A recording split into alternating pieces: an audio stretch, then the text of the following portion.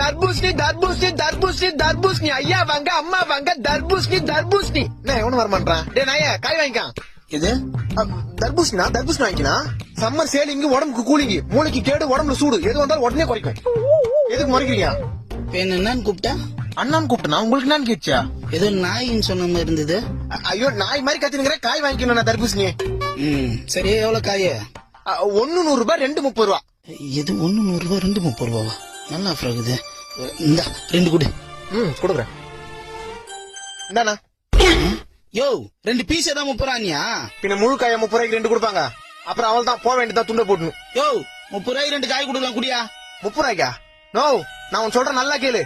முட்டையில இருந்தா கோழி வருது, கொட்டையில இருந்தா தர்பூசணி வருது. கோயில இருந்து வர முட்டையை இப்ப 3 ரூபாய்க்கு தரமாட்டான். நான் இப்ப கொட்டையில இருந்து வந்த தர்பூசணி 30 ரூபாய்க்கு கொடுப்பேன். இது அப்ப காசு கொடு, நான் கிளம்புறேன்.